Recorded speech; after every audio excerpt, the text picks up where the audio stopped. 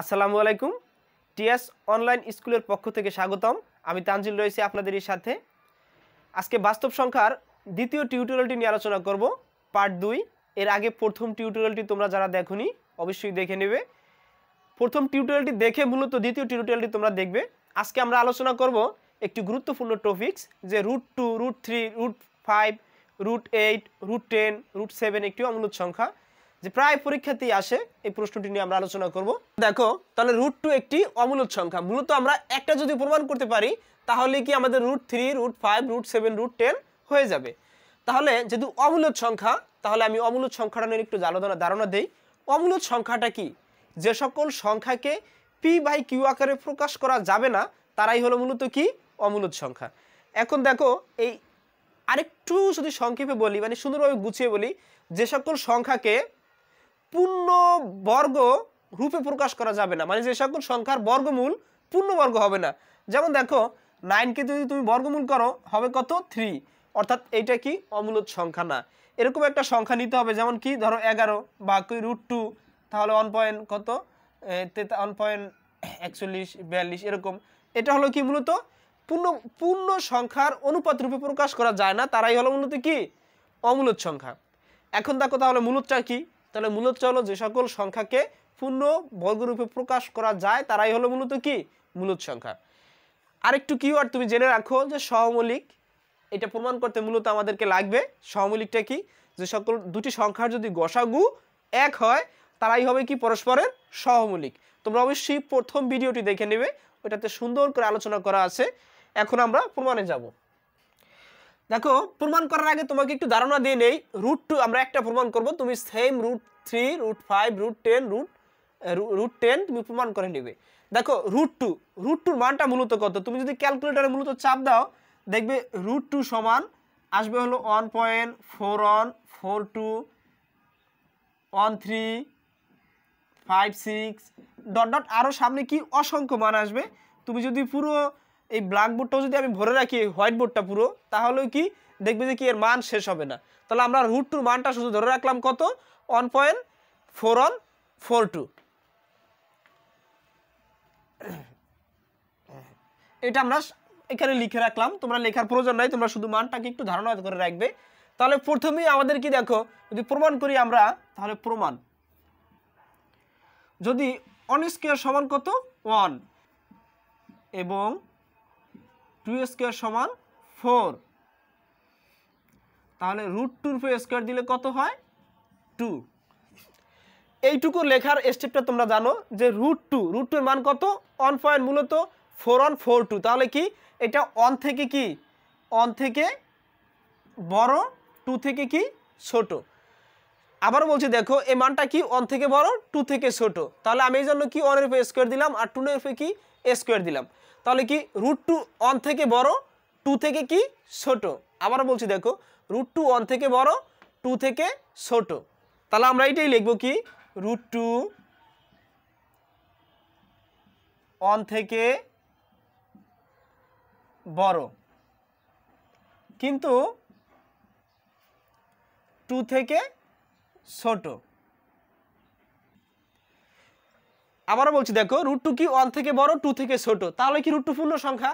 অবশ্যই না, কারণ 1 থেকে বড় আর 2 থেকে ছোট এর মাঝামাঝি কোনো পূর্ণ সংখ্যাই হতে কি পারে না। তাহলে আমরা লিখব কি √2 1 থেকে বড়, 2 থেকে ছোট, তাই √2 পূর্ণ সংখ্যা নয়। এইটুকু তোমরা লিখতে পারছো। এখন যদি দেখো, যদি আমরা √2 মূলদ ধরি, যদি কি √2 মূলদ ধরা হয়, যদি √2 মূলদ সংখ্যার একটা আমাদের সংজ্ঞা ছিল কি p/q আকারের সংখ্যাকে মূলদ সংখ্যা বলে। তাহলে √2 সমান কত? p/q। আবারও বলছি, দেখো আমরা একটু আগে জেনে নিচ্ছি যে মূলদ সংখ্যা কি, অমূলদ সংখ্যা কি। এইটুকু লেখার যে প্রথম স্টেপটা, এটা কি আমরা √2 দিকে তাকেই লিখে ফেলছি। যেমন কি √2 1 থেকে বড় কিন্তু 2 থেকে ছোট, তাই √2 পূর্ণ সংখ্যা নয়।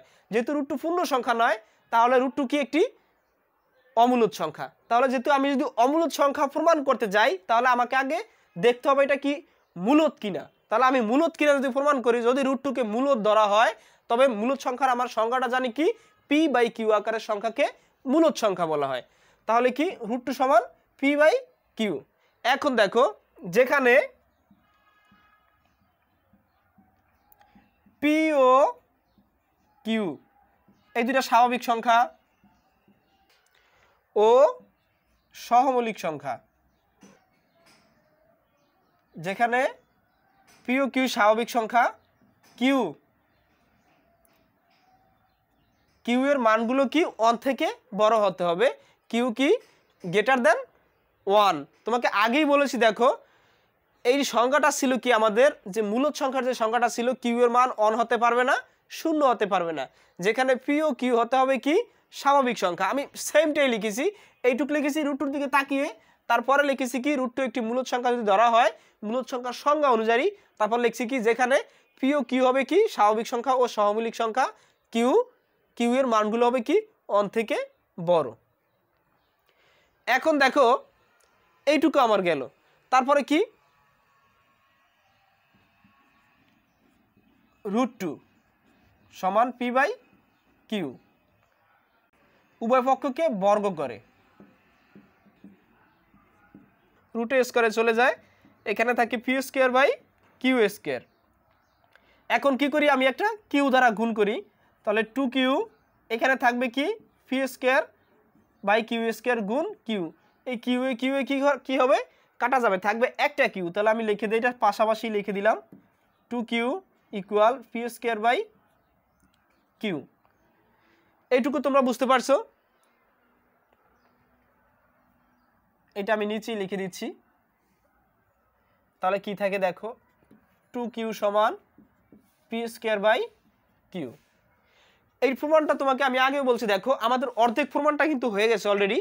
যেমন কি প্রমাণ 1² সমান 1, 2² সমান কি 4, √2 সমান কি √2² সমান কি 2। এইটুকু তুমি আবার ফলো করো, এটা আমি লিখেছি কোথা থেকে যে √2 যে মানটা আমরা দেখেছি যে কি 1.4142, তারপর হলো কত 1356 ... সামনে আনলিমিটেড। এখন দেখো তাহলে কি √2 মানটা ছিল 1 থেকে বড়, এজন্য আমি 1 এর উপর স্কয়ার দিয়েছি, 2 থেকে ছোট এজন্য আমি 2 এর উপর কি স্কয়ার দিয়েছি। তাহলে √2 কি 1 থেকে বড় 2 থেকে ছোট, আমি সেমটাই লিখেছি। তাই √2 পূর্ণ সংখ্যা না, এটা পূর্ণ সংখ্যা হতেই পারে না, কেননা 1 থেকে বড় আর 2 থেকে ছোট এর মাঝামাঝি সংখ্যাগুলো একটা সংখ্যা, পূর্ণ সংখ্যা নয়। তাহলে যদি √2 কে মূলদ ধরা হয়, আমি যদি অমূলদ সংখ্যা প্রমাণ করতে যাই তাহলে কি আমাকে আগে মূলদ ধরতে হবে। আমি কারো বাড়ি চিনি না, যদি কারো বাড়ি ধরো চিনি না আমি তোমার বাড়ি, তাহলে তোমার বাড়ি যদি আমি যেতে চাই তাহলে পরিচিত একজন ধারাই তো তোমার বাড়ি যেতে হবে, তাহলে এই পরিচিত জনটাই কি আমার মূলদ সংখ্যা। তাহলে যদি √2 কে মূলদ ধরা হয় তাহলে মূলদ সংখ্যার সংজ্ঞা কি p/q আকারের সংখ্যাকে মূলদ সংখ্যা বলে। তাহলে √2 সমান p/q। এখানে শর্ত ছিল p/q হবে কি স্বাভাবিক সংখ্যা এবং সহমৌলিক সংখ্যা, q এর মান 1 হতে পারবে না, মানে 1 থেকে বড়। আমি সেমটাই লিখেছি, q এর মান 1 থেকে বড়, এই যে লিখে দিয়েছি। তারপর কি আমি জানি দেখো এই √2 কে আমি কি করলাম বর্গমূল করলাম। কেন বর্গমূল করলাম, কেননা আমরা জানি কি বর্গমূলটা, আমরা জানি বর্গমূল হতে হলে অবশ্যই কি যদি দুটি সংখ্যার পূর্ণবর্গ নয় এরকম দুটি সংখ্যাই কি মূলত হবে কি আমার অমূলদ সংখ্যা, এই জন্য আমি বর্গমূল করলাম। দেখো √2² চলে যা থাকে 2 p²/q², একটা q দ্বারা আমি কি করলাম গুণ করলাম উভয় পক্ষকে, এখানেও লিখে দিতে পারো উভয় পক্ষকে q দ্বারা গুণ করে, q দ্বারা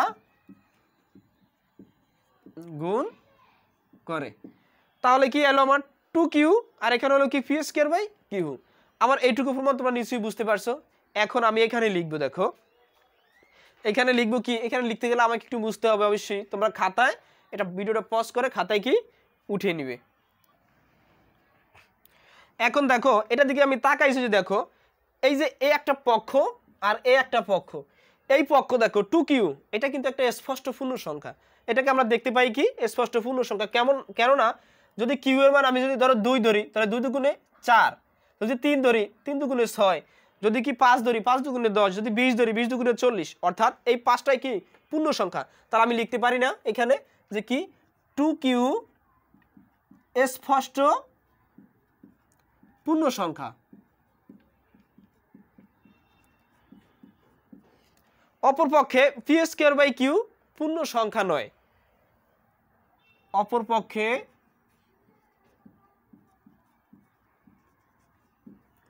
p² q পূর্ণ সংখ্যা নয়।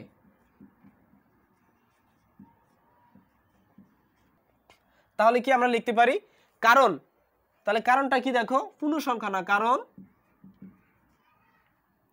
কারণ ছিল কি, কারণ পি ও কিউ সহমৌলিক সংখ্যা এবং কি স্বাভাবিক সংখ্যা, কারণ পি ও কিউ স্বাভাবিক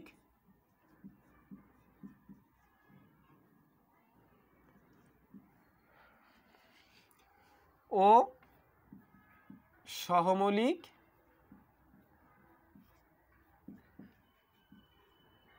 সংখ্যা,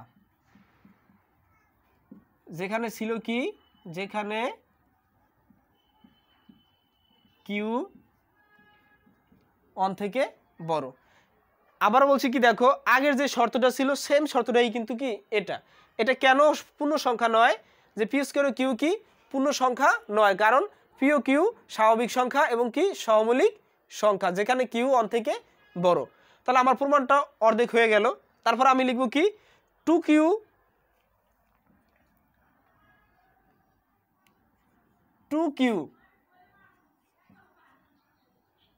এবং পি স্কয়ার বাই কিউ সমান হতে পারে না।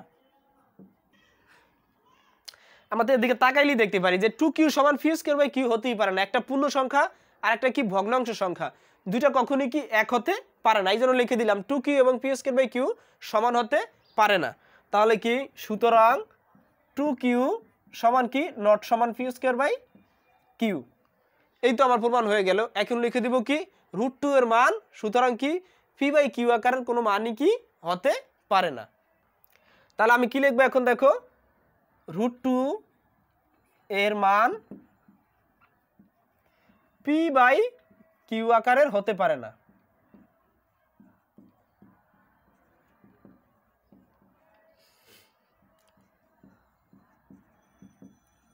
হতে পারে না। যদি পি বাই কিউ আকারের হতে না পারে তাহলে কি সুতরাং √2 সমান নট সমান পি বাই কিউ। সুতরাং √2 একটি অমূলদ সংখ্যা।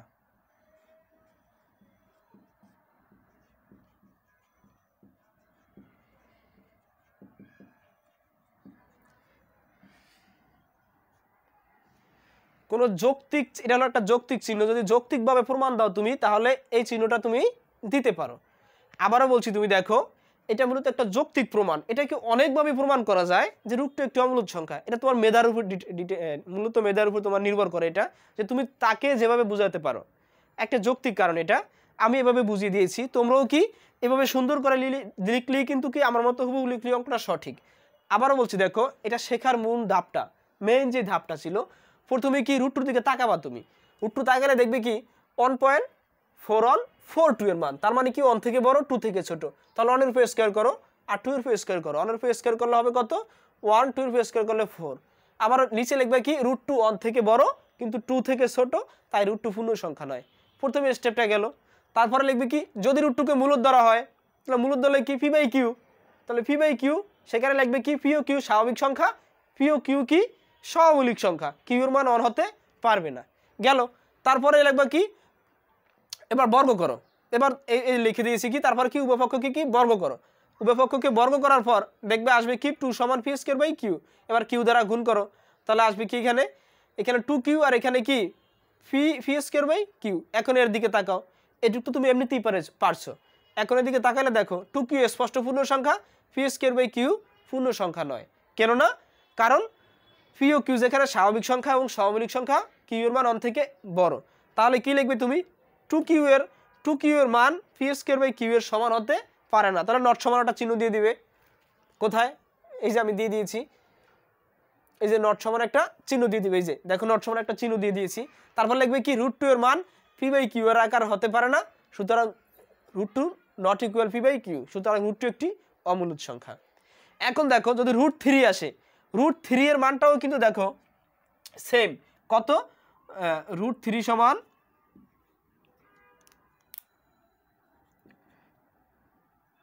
√3 সমান আসবে হলো 1.732050 এ সামথিং ধরো। তাহলে কি এটা একই প্রমাণ। √3 যদি তোমার পরীক্ষায় আসে তাহলে তুমি কি লিখবে √3, প্রথমে স্টেপটা সাজাবে 1 স্কয়ার সমান 1, 2 স্কয়ার সমান 4, আবার √3 সমান কি 3 স্কয়ার সমান √3। তাহলে কি লিখবে তুমি √3 1 থেকে বড় 2 থেকে ছোট, তাহলে √3 পূর্ণ সংখ্যা নয়। এরপরে বাকি যা আছে যেখানে যেখানে 2 পাবে 3 বসিয়ে দিবে, আর √2 পাবে √3 বসিয়ে দিবে, শেষ। তোমাকে আবার আমি বলেছি দেখো √3 আর √2 একটাই প্রমাণ মূলত, শুধু কি প্রথমে স্টেপটা এক, যেখানে √2 পাবে ওইখানে √3 বসিয়ে দিবে। এখানে ছিল কি 2q স্পষ্ট পূর্ণ সংখ্যা, এখানে আসবে কি শুধু 3 আসবে, শুধু কি 3q স্পষ্ট পূর্ণ সংখ্যা, এখানে √2 পরিবর্তে 3 হবে, এই শুধু 3টা পরিবর্তন হবে। যদি √5 আসে পরীক্ষায়, যে প্রমাণ করো যে √5 একটি অমূলদ সংখ্যা, তাহলে তুমি কিভাবে সাজাবে? √5 কে যদি তুমি দেখো, আমি এখানে একটা একটা করে দেখিয়ে দিচ্ছি। দেখো যদি পরীক্ষা তোমার √5 আসে, যে প্রমাণ করো যে √5 একটি অমূলদ সংখ্যা, √5 কত দেখো, √5 যদি তুমি ক্যালকুলেটরে চাপ দাও 2.23, তারপর আসবে হলো তোমার 60, ধরো আরো সামথিং আসবে, এরকম একটা মান আসবে। তাহলে তুমি কি লিখবে? প্রথমে লিখবে প্রমাণটা লিখবে কি 2 স্কয়ার সমান 4, এবার 3 থেকে ধরবে 3 স্কয়ার সমান 9, √5 সমান 5 স্কয়ার সমান শুধু 5। তাহলে লিখবে কি √5 2 থেকে বড় 3 থেকে ছোট, দেখাই যায় 2 থেকে বড় 3 থেকে ছোট, তাই √5 পূর্ণ সংখ্যা নয়। যদি √5 কে মূলদ ধরা হয়, তারপরে একই প্রমাণ, যেখানে যেখানে √2 পাবে √5 বসিয়ে দিবি, শেষ। শেষে আসবে কি, এখানে ছিল 2q, এখানে আসবে 5q, তাহলে লিখবে কি 5q স্পষ্ট পূর্ণ সংখ্যা, phi²/q পূর্ণ সংখ্যা নয়, কারণ আগেরটাই। তারপর লিখবে কি, সুতরাং 5q এর মান phi²/q², q আকার হতেই পারে না, সুতরাং √5 একটি অমূলদ সংখ্যা। যদি √7 আসে, দেখো একই প্রমাণ, √7 এর মান কত দেখো, তুমি এটাকে ক্যালকুলেটরে চাপ দিলে √5 লিখে, তাহলে আসবে কত 2.64, তারপর আসবে কত 57, আরো সামথিং মান আসবে। একই প্রমাণ তুমি লিখবে কি 2², এটা দেখা যায় কি 2 থেকে বড় কিন্তু 3 থেকে কি মানটা ছোট, তাহলে একই প্রমাণ, এখানে শুধু √5 এর পরিবর্তে √7 বসিয়ে দিবে, আর এখানে আসবে কত স্কয়ার করলে শুধু কি 7 আসবে। তাহলে তুমি একটাই লিখবে, যেখানে যেখানে 5q পাবে সেখানে সেখানে 7q বসিয়ে দিবে, এটাই প্রমাণ, আর √2 পাবে √7 বসিয়ে দিবে, শেষ। এখন যদি √10 আসে, √10 এর মানটাও একই, √10 এর মানটা কি আসে দেখো, √10 এর মান হলো 3.16, আর হলো কত 227766, আরো ধরো সামথিং আসলো, দেখা যায় কি 3 থেকে বড় কিন্তু 4 থেকে ছোট। তাহলে তুমি প্রথমে সাজাবে কত, যে প্রথমে 3 এর উপরে স্কয়ার দেবে, 3 স্কয়ার সমান 9, কিন্তু 4 স্কয়ার সমান কত 16, তারপর লিখবে কি √10 এর উপরে স্কয়ার দিলে শুধু 10, তাহলে লিখবে কি √10 3 থেকে বড় কিন্তু 4 থেকে ছোট, সুতরাং √10 পূর্ণ সংখ্যা নয়। যদি √10 কে মূলদ ধরা হয়, তাহলে লিখবে কি মূলদ ধরা হলে লিখবে কি √10 সমান p/q, তারপর আগের সেম সিস্টেম, যেখানে যেখানে √2 পাবে √10 বসিয়ে দিবে। আমরা তাহলে কি শিখলাম আজকে, √2, √3, √5, √7, √8 আছে, তোমরা ওটাও করে নিবে, √10 এর ভিতরেই মূলত তোমাদের কি এসএসসি পরীক্ষা থাকে, এর বাইরে তোমাদের আর কি প্রমাণ নাই। আশা করি তোমরা অঙ্কটি বুঝতে পারছো, যদি না বুঝে থাকো অবশ্যই তোমরা কমেন্ট বক্সে জানিয়ে দেবে, আবারও আমরা কি এটাকে প্রমাণ করার চেষ্টা করব এর সহজ উপায়ে। আজকের মতো এ পর্যন্তই, আল্লাহ হাফেজ। অবশ্যই চ্যানেলটি সাবস্ক্রাইব করে পাশে থাকবে।